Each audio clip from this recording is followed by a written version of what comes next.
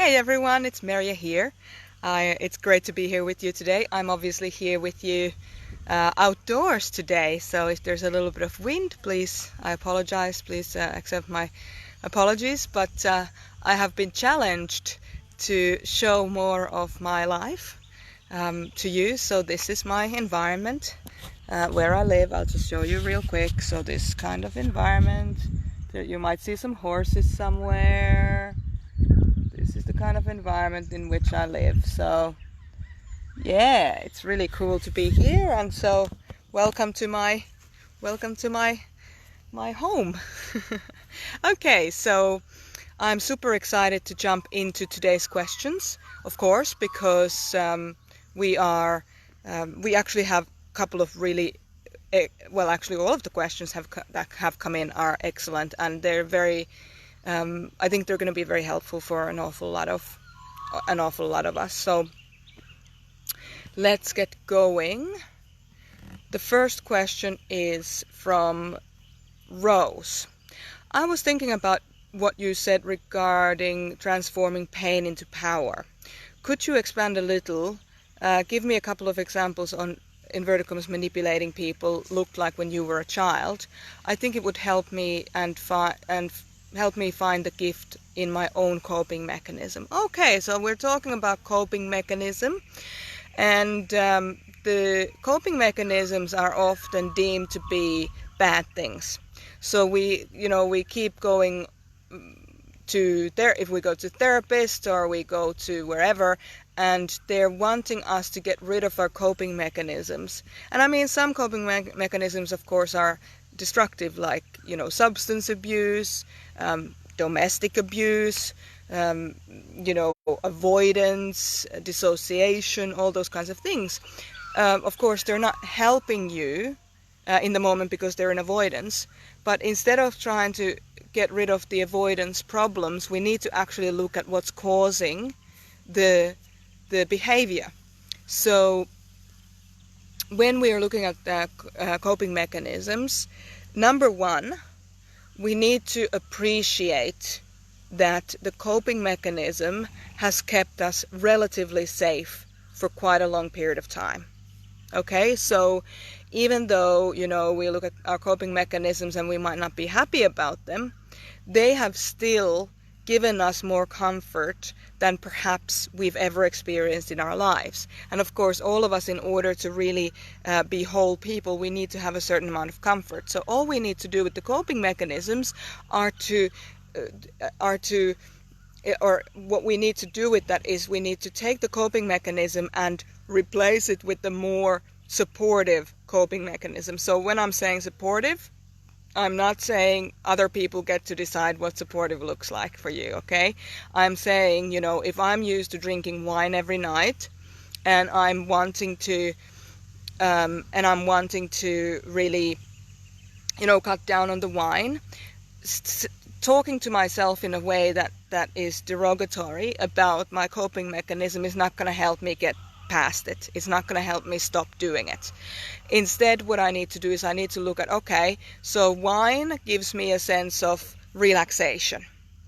What other things give me a sense of relaxation? What other things make me feel good? And one of the other things that can make you feel good with that is exercise. So aerobic exercise, because it gets all the, good feel-good hormones going, and, you feel sharp. And also, if you exercise enough, you will also feel extremely relaxed afterwards. So we don't want to go from just saying, I should stop drinking wine. Instead, I should, instead of kind of shooting yourself into that, you might go, tonight, I'm actually going to go for a run first, or a brisk walk first, before I have the glass of wine. And if I still feel like having the glass of wine, then I'll have the glass of wine. So you start to introduce new kinds of coping mechanisms into your life, so that they can start taking over the old coping mechanisms. So now that I've established that, I can actually answer your question. So could you expand a little, give a couple of examples of what manipulating people looked like when you were a child? So when I was a child, I would manipulate people to get what I wanted because I couldn't ask for it directly. So I would do things like help them to make them feel like I was helpful and useful. So I would do things like, because I was always like the helper, I would do things like then start to proactively ask them if they wanted help with anything, or start offering the help before it was even asked. And so that kind of a manipulation of, hey, look at me. And that was my way of getting the kind of the positive response from people around me. Obviously, any parent who has kids, and if the kids become extremely helpful, are going to be very happy with that child, because let's face it, we don't often get to, enjoy the help of our children. And so, that was one way of me to manipulate, for example, my mother to look at me in a favorable way, or to give me positive attention. So I hope that was one example from my own life. Then there have been similar things, similar situations in a lot of people's lives. A lot of clients of mine have had this challenge, this helper. But also something that's really an interesting coping mechanism has been just the child seems quiet, and the child is spending a lot of time in their own room, and so they're not creating any problems. It doesn't actually mean that they're just a quiet child. It might mean that they're disconnected. So the coping mechanism could be a disconnect, for example. So I'm just going to disconnect from everywhere, and then I'm not going to be in trouble. Now, so those would have been kind of examples from my own way of, my coping mechanisms as a child. To find your coping mechanism, I really recommend that you're part of our Facebook group. You get a voucher as being a part of the Facebook group to get an exploration call with one of our qualified mentors. So what I recommend that you do is that you actually take that opportunity and go and do that. I actually believe that you already have access to, Rose, you already have access to working with me because you won a competition on my personal Facebook page, which the prize was 3 months of free mentoring or pro bono mentoring. So we can certainly work on that. But if you're not Rose and you haven't won a competition and you want to find out what might be the right thing for your own coping mechanism, how to transform it into a power, then go ahead and go on to, if you're not in the group already on Facebook, then go on to the group on Facebook, and then claim your exploration call voucher. And because we can't, in fact, I can't tell you exactly, what your specific situation could be, or your specific coping mechanism, and how to turn that into power, because we're not talking real time. So you need to talk real time in order to really, really find out. All right. So I hope that answers that question to some degree. Anyhow, Rose, bring this question to our next one-to-one session. Okay. All right. Excellent. Thanks, Rose. Next one is from Nicholas. Lately, I've realized that when I gather information or opinions from others about different subjects, I mostly accept them without applying critical thinking or objectivity. So Nicholas is an INFJ. How can I use my adult self to gather information instead of my 3-year-old inner child? Fantastic question. Absolutely fantastic question. And just for everyone else's benefit as well, your 3-year-old inner child as an INFJ, of course, is extroverted sensing or sensations, and your adult self is introverted intuition, which of course is perspectives.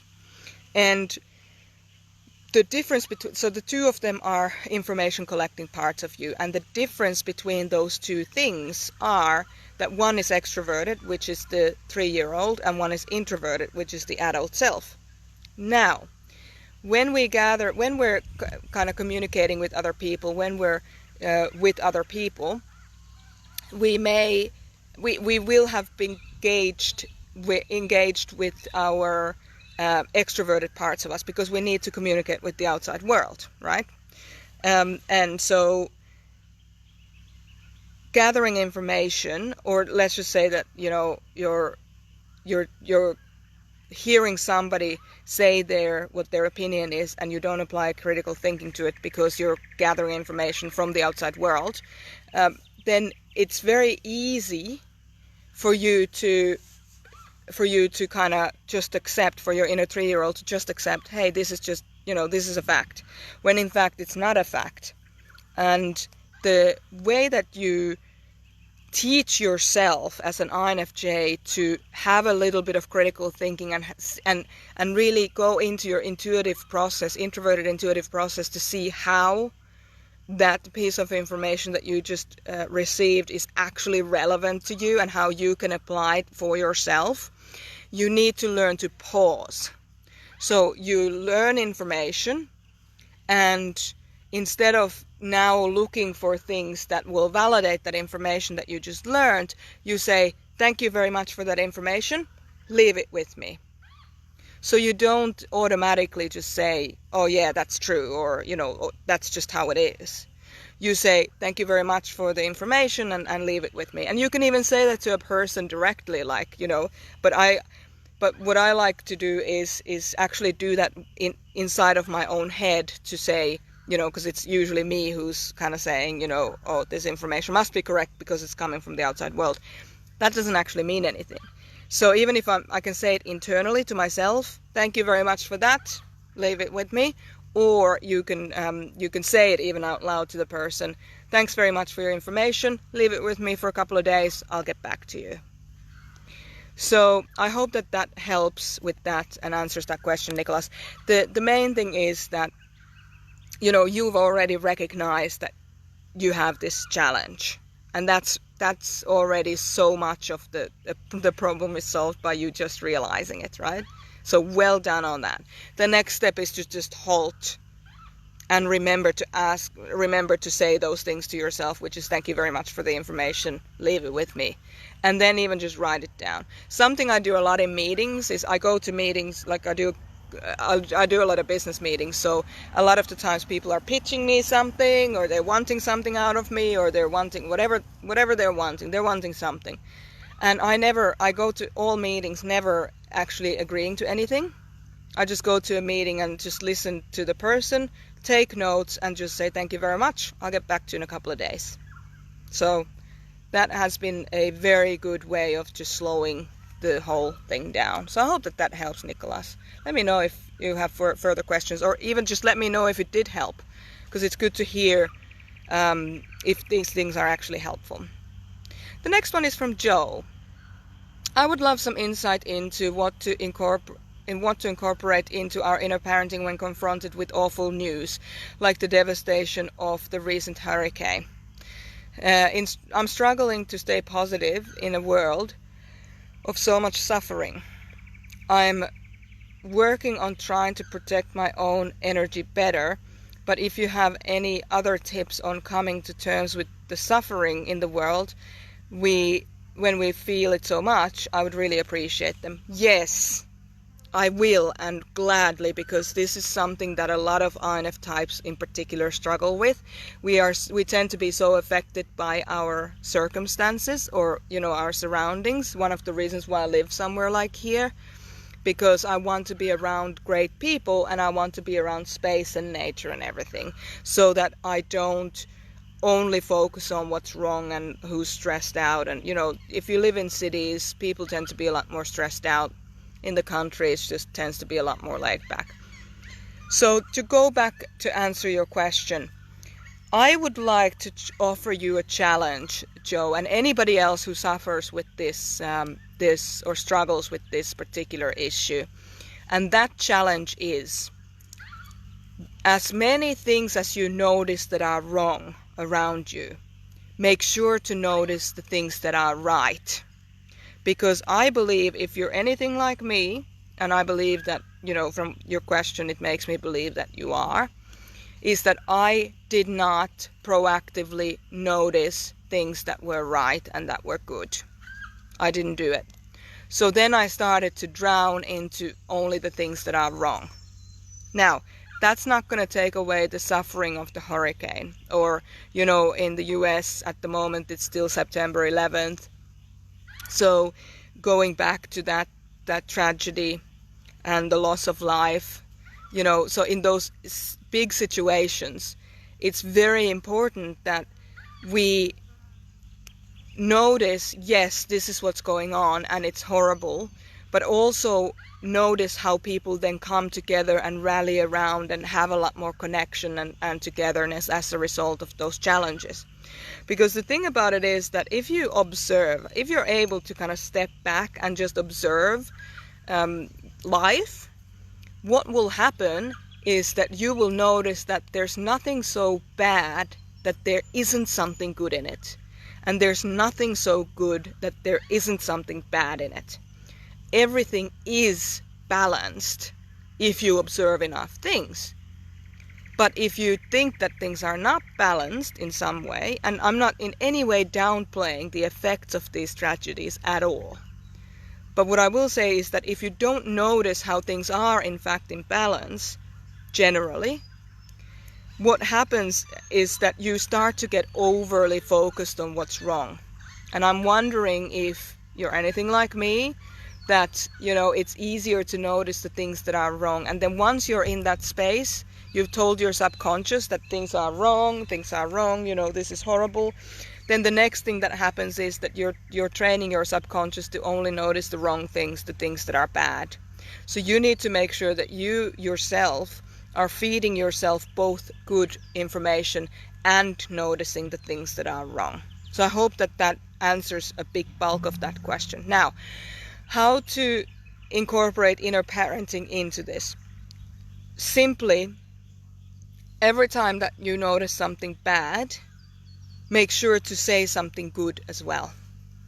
So let's just say that you're watching the news and you say, you know, you see like the destruction from the hurricane, and or the mass shooting, or terror attacks, or war, or child abuse, or anything like that. When you see that, take a moment to say, I am so grateful that I haven't experienced that firsthand. And that alone stops you from feeling like there's only bad things. And now you have a little bit of perspective. You have like a point of reference that not everything is bad. The thing about it is that when we are wanting to do something good in the world, like we're wanting to help people who are struggling, we cannot help them from the space of focusing in their struggle. We can't do that, because we'll only get them deeper and deeper and deeper into what's wrong. It's one thing to listen to a person and validate how they're feeling, and it's entirely another one to go down there with them. So in order for you to really be of service, you need to understand that you need to hold a certain space, and you might be talking to somebody who's really struggling, and you hold that space saying, I'm thankful I don't have these challenges, or I'm thankful I don't have these challenges anymore, and then see the other person who has the challenges as an empowered individual. So see the outcome that you want them to have, that they are wanting to have for themselves.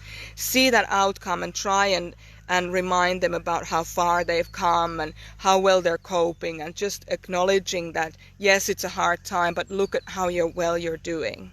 And you just begin this whole empowerment dynamic, as opposed to this spiral downwards that they suck you down with them.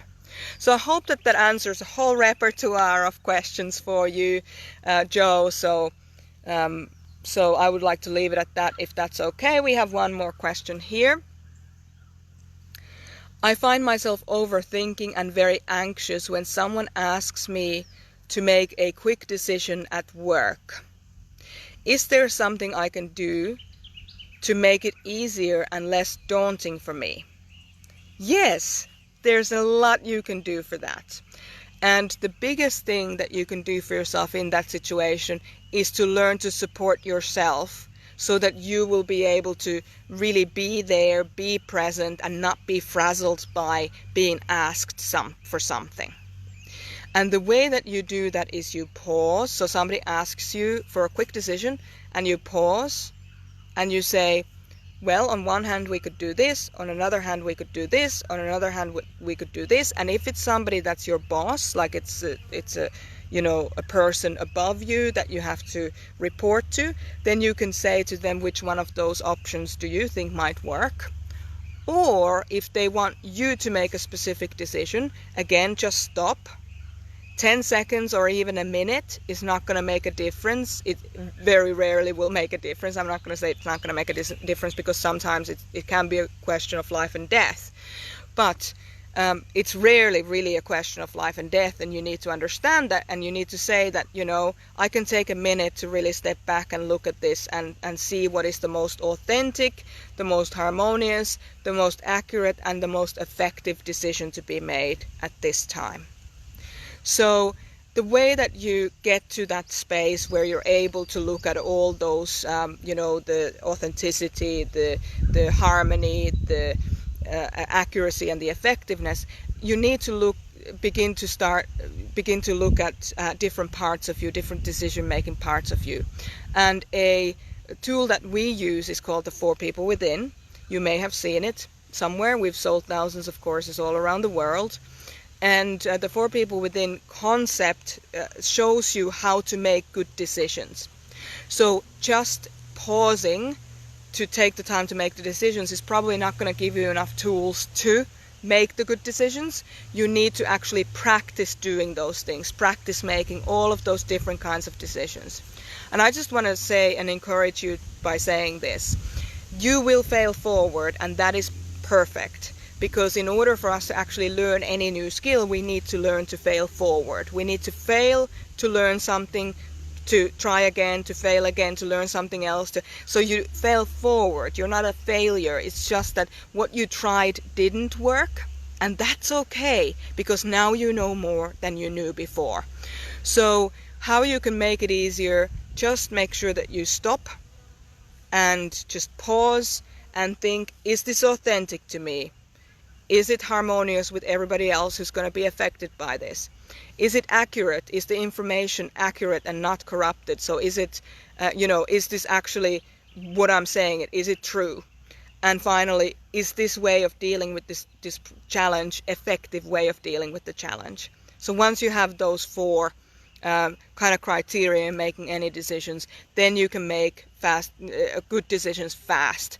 But in the meantime, if you're not skilled in making decisions, maybe check out the 4 People Within course and just work through so that you understand where your strengths lie and where your challenges lie, so you can better yourself. But please know, if you've never studied any of this decision making or 4 People Within work, or if you don't know yourself, if you don't know your weakness or challenges and strengths, then what will happen is that you won't be able to make good decisions fast. So just honor yourself enough and respect yourself enough to say, I may not be able to make these decisions so quickly, so don't hold yourself to a standard where you're setting yourself up for failure. Instead, start the process of really getting to know yourself and your own decision-making process. And when you're doing that, you'll get better at it, you fail forward, you keep going forward, and say in a couple of months' time, or in 6 months' time, or in a year's time, you find yourself making really good decisions quite fast. So that's what I would say. It's easy to get into the overthinking space because you only use 1 or 2 of those criteria of how to, this feels wrong and this doesn't feel accurate. If you use 1 or 2 of those decision-making criteria, then you will be overthinking, then you will be anxious, then you will be feeling those feelings of not the inadequacy because you are not actually able to make good decisions in the pace that you're asked to do so. So I hope that answers that question. I really enjoyed that question. As I said, 4 People Within work helps you with decision making. You can check out from merjasumiloff.com. You can grab it from there. If you know us from Personality Hacker, you can go to Personality Hacker and grab it from there. Or else, if you want to discuss any of this, what I've just discussed here, send us an email at desk@merjasumiloff.com and ask for a complimentary one-to-one session with one of our qualified mentors, and they can help you decide what's actually right for you. All right, we're here to help. You have a great day wherever you are. And if you are listening to us on YouTube, if you're tuning into this video on YouTube, please remember to leave us a like and a share and a comment on this video, and click the subscribe to our channel as well, so that we can keep you up to date with what's going on.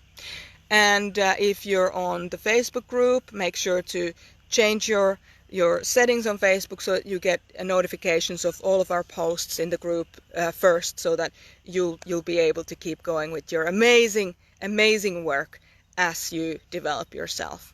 So I just want to say thank you very much, and leave us a message if this was helpful. Who else might struggle from similar situations. Maybe invite them to the group, share the video with them. Because you never know who you might help just because it was helpful for you and you just did a quick share. All right. Thank you so much for our amazing supportive community here on YouTube and Facebook as well. And thank you. Thank you for all that you do. Have a great day.